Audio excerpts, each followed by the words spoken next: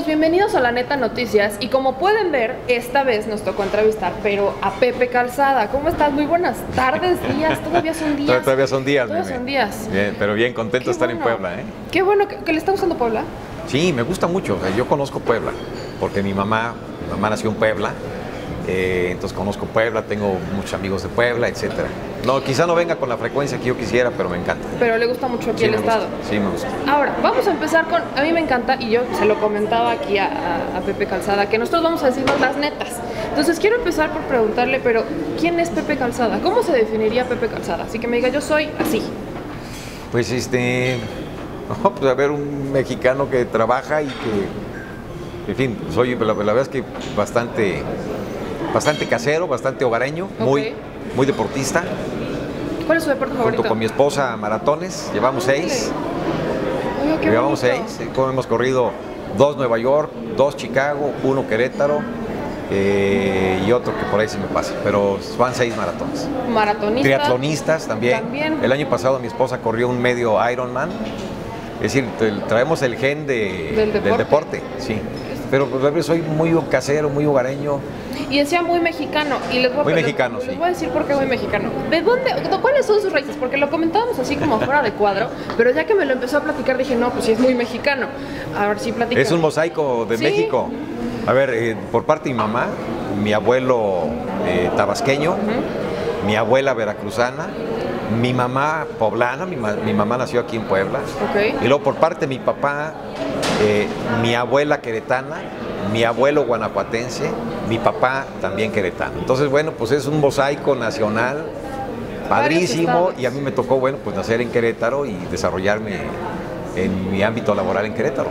Ok, ahora, yo le voy a preguntar, yo siempre he tenido esta idea que para un político, cuando uno decide ser servidor público, hay algo que te motiva, algo que pasa si en tu trayectoria en la universidad o el contacto que tienes con la gente. ¿Qué fue lo que lo motiva para decir, quiero ser servidor público, me voy a dedicar a esto? Yo la verdad es que de joven jamás pensé ser servidor público, nunca pensé dedicarme a la política. ¿Y entonces? No me gustaba. Y pasaron cosas, me casé, estudié concluí mis estudios de maestría y después tuve un trabajo en Sedesol, Okay. muy menor, muy pequeñito, pero ahí me entró el tema público. Y de ahí, pues, trabajé en Hacienda, trabajé en Medio Ambiente mucho tiempo. Tuve la oportunidad de irme a la Embajada de México en Estados Unidos, en Washington. Ahí vivimos 2 años en el tema medioambiental, justo cuando se aprobó el Tratado de Libre Comercio. Luego regresamos a Querétaro y ahí hicimos trabajo político hasta que llegamos al gobierno. Hasta que llegó el gobierno de Querétaro. Sí. Antes de ser servidor público, ¿qué era? ¿A qué se dedicaba? Yo tenía un negocio de importaciones Okay. y de mayoreo y de menudeo en el centro de la Ciudad de México, por el Monumento a la Revolución. Y vendía todo tipo de cosas. ¿Qué es lo que más se vendía? Que me decía, bueno, ya que me acuerdo, en aquellos ayeres. No, ¿sabes qué? Vendíamos mucho refresco, mucho refresco de mayoreo. Okay. Yo traía lotes grandes de zapatos, toallas, de todo. Y me gustó mucho, yo compré eso, ahí me casé, ahí compré mi casa y mi carro. Y la verdad es que hay una vena de comerciante en mí, pero pues ya me dediqué a otras cosas. ¿Sí? Ya llovió, entonces pasamos de ser de la iniciativa privada, Sí. de empresario, Sí. de importaciones, exportaciones, y entonces nos vamos al servicio público, Querétaro, donde nace. ¿Cómo es esta experiencia ya en el gobierno de Querétaro? A ver, padrísimo. Yo regreso al Querétaro en el año 2000 y luego fui senador en el 2006 y gobernador en el 2009. Es una oportunidad magnífica para servir a tu pueblo. La política es la oportunidad para transformar vidas. Okay. Sí. Hacer un puente, hacer una escuela, llegar a una comunidad que no tiene agua, que hay 1000 habitantes, no tienen agua, y poner el agua entubada para que la gente tenga en sus casas es algo muy gratificante, es algo maravilloso a uno como ser humano, pero cambias la vida, cambias la estructura social de ese pueblo, de la comunidad o bien del Estado. Entonces, al final del camino te quedas con un gran sentimiento de haber servido a tu tierra. Y ¿sabes qué es lo más importante? Que regreses a tu estado. Yo voy con Sandra, mi esposa, que además fue una mujer súper activa en la campaña. Okay. Yo lo digo sin recato alguno. Nosotros ganamos el gobierno del estado gracias a la participación de mi esposa, de Sandra.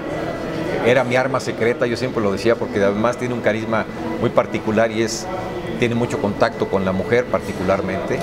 Pero hoy vamos a Querétaro y caminamos en el mercado y caminamos en la calle y eso es lo más bonito. Dicen que en la política no es tan importante cómo llegas, sino cómo te vas. Sino cómo te vas. Qué tan limpio sales. Exacto, ¿no? Entonces pues para nosotros es muy importante poder regresar a nuestra casa, a nuestra comunidad y pues sentirnos muy bien.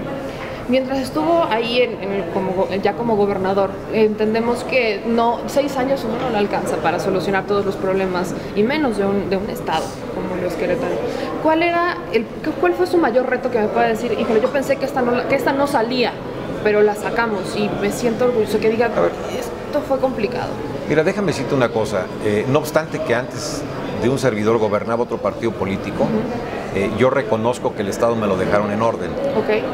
En los temas fundamentales, y yo lo conservé en orden. Uno como gobernante no es más que un eslabón más de una larguísima cadena que empezó hace muchos años, en 1800 y tantos. Entonces hay que asumirlo como tal. Uno no hace todo ni reconstruye una entidad, uno le da continuidad a las cosas. Okay. Y para mí era muy importante varios aspectos: mantener a Querétaro seguro. Si yo lo recibí como el tercer estado más seguro y en esa misma proporción lo entregué, me dejaron buenas finanzas y dejamos buenas finanzas. Un reto muy importante era el tema que tiene que ver con la pobreza. Nosotros establecimos como objetivos fundamentales agua, luz y piso firme para todos.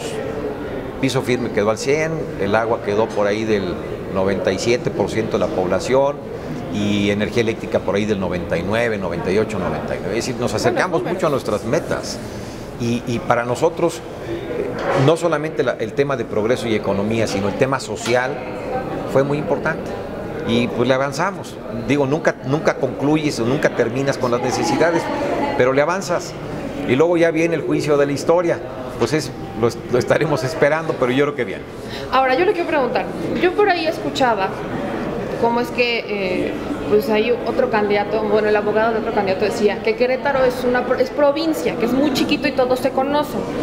Usted, cuando estaba allá en Querétaro, ¿conocía, por ejemplo, a Barreiro o a Ricardo Anaya? ¿Eran famosos? O sea, ¿o de verdad es una provincia? ¿O cómo está eso? Porque cuando yo les decía al público que nos veía en La Neta Noticias, es que Querétaro es una provincia, bueno, usted ya se imaginará que me llovían mentadas y me decían, ¿cómo se te ocurre que Querétaro es una provincia? Es un estado bastante grande. Sí, más de 2 millones de habitantes. Bueno, eso no es una provincia, me queda claro que no es un pueblito. No, pero además comparado con otras ciudades, pues sí tiene menos población, pero ya de 2 millones el estado es grande. Y la zona metropolitana de tener 1.2 millones de personas. Sí nos conocemos mucho y sí conoces la historia de la gente y por apellidos te guías, etcétera. Pero todavía sigue siendo, digamos, una vida en comunidad, una vida bastante en la que conoces a los actores. A Barreiro yo no lo conozco. Bueno, ya lo he visto ahí en fotografías. Ya se hizo famoso últimamente. Ya se hizo famoso, pero yo no lo conozco. A Ricardo Anaya sí. Sí lo conocía. Sí, claro, porque cuando yo llegué al gobierno del estado, Ricardo Anaya fue diputado local, coordinador de su grupo parlamentario en el Congreso y presidente del PAN. Sí, a Ricardo Anaya sí lo conozco. Y conozco a su familia, etcétera. Ok, bueno, entonces a Ricardo Anaya sí, pero a Barreiro no. Eso nada más queremos que quede como constatado, porque yo sí tenía la duda. Yo sí tenía esa duda, que luego decían que... yo creo que es un empresario joven, es decir, no lo conozco. Bueno, eso está bien. Ahora, ya pasando el tema Querétaro, ¿cómo llega ahora sí, pero al gobierno de Enrique Peña Nieto? ¿Qué pasa en ese trayecto? Dejamos el gobierno de Querétaro. Cuando dejé el gobierno. Y de ahí nos lanzamos. Me invita a colaborar con él. Okay. Es decir, me quedaba un mes y días para concluir mi administración. El presidente Peña Nieto quería hacer cambios en su equipo previo a su informe de gobierno. Okay. Y precisamente por ello me invita antes de que yo concluyera, porque yo terminaba el último día de septiembre y su informe era el primero de septiembre. Entonces por eso me invita por ahí del 15, 16 de agosto del 2015. No concluyo mi administración. Pido licencia y una persona concluyó el mes y cachito que quedaba para concluir. Pero para mí fue una gran distinción. Fíjate qué dato, desde 1945 no había habido un gobernador de Querétaro que se separara para integrarse a un equipo de un presidente de México. 1945. Había habido queretanos que digamos, desde su posición integraban el gabinete, pero no que dejaran el gobierno de Querétaro para integrarse a un gabinete de la presidencia, desde 1945. Entonces, pues no solamente es una distinción personal, es una distinción para mi estado. Ya cuando entra a Zagarpa, digo, es una secretaría importante en México. Sí es. Muy importante en México el tema de la agricultura, la pesca, la ganadería, es muy importante. ¿Cómo recibe Zagarpa? Bien. O sea, Zagarpa es una institución que se ha ido adaptando a una nueva realidad de México. Una realidad de una agricultura tradicional a una agricultura muy tecnificada. El campo es ciencia. Sí. El campo no solamente es esfuerzo, es ciencia. Semillas mejoradas, tractores, invernaderos, es ciencia. Hoy los grandes productores se meten mucho a la cuestión científica. Entonces México se ha ido adaptando a eso. Hoy es más productivo que nunca. Hoy México produce más que nunca en su historia.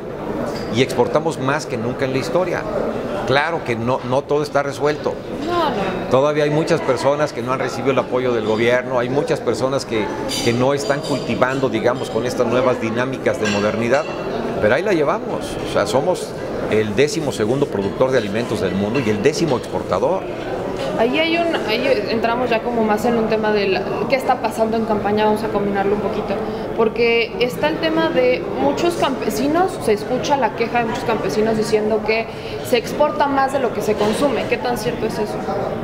No, a ver, nosotros exportamos el año pasado casi 33 mil millones de dólares, pero México produce 92 mil millones de dólares de alimentos. La otra parte se queda para si tenemos una tercera parte de lo que producimos, exportamos. Y luego importamos como 26 mil millones. Entonces casi se compensa lo que exportamos con lo que importamos. Tenemos un superávit de 5 mil millones de dólares. Pero producimos casi 100 mil. Son datos. Sí producimos. No, bueno. A ver, somos muy importantes. Y Estados Unidos, por ejemplo, ahora que está de moda, allá el señor del norte, exportamos 1.500 millones de dólares de comida diarios. Perdón, 1.500 millones de pesos de comida diarios, 70 millones de dólares. ¿Qué pasaría si nosotros dejáramos de exportar esa cantidad, por ejemplo, a Estados Unidos? Pues sería un problema para México porque, pues, ¿dónde colocamos esa cantidad? Okay. Pero sería más problema para ellos porque ¿a quién le compran? Sí. Pues es una cuestión de conveniencia. Ellos nos compran porque les conviene, no les vendemos porque nos... Claro. Ahora, ya usted viene a Puebla, ahorita ya estamos en tema de campaña. Y yo sí le quiero hacer una pregunta. Usted estuvo a cargo de Zagarpa. ¿Usted cree que Puebla... que aquí hay huevo? O sea, que aquí hay huevos en Puebla. Digo, se va a escuchar albur, pero no. ¿Hay muchos, huevos en Puebla? Muchos, porque, a ver, primero, el primer productor es Jalisco, el segundo es Puebla, el tercero es Oaxaca. Sí, muchos. Muchos huevos. ¿Y los candidatos también? Eso ya es una pregunta. Quiero pensar que sí. Pues ahí andan, haciendo su esfuerzo. Ahorita estamos ya en un pleno tema electoral. Usted sale de Zagarpa. El campo mexicano es importante, es un tema también que es muy electoral, pero ya se va al MT, momento territorial. ¿En qué consiste ahora este trabajo o este cambio de salimos de Zagarpa y nos vamos al momento territorial? A ver, ¿cómo se dio el cambio? Sí. Yo le pedí al presidente de México que me permitiera ir en la campaña en alguien en quien creo. Así realmente, así se dio. Usted se lo pide al presidente. Pedí, sí, dame yo le permiso. Dije, deme autorización, presidente, de integrarme a la campaña de una persona en la que auténticamente creo. O sea, yo no estoy aquí porque me mandaron y no, ni por espacios, ni por nada. Porque usted cree. Yo creo en Pepe Mid.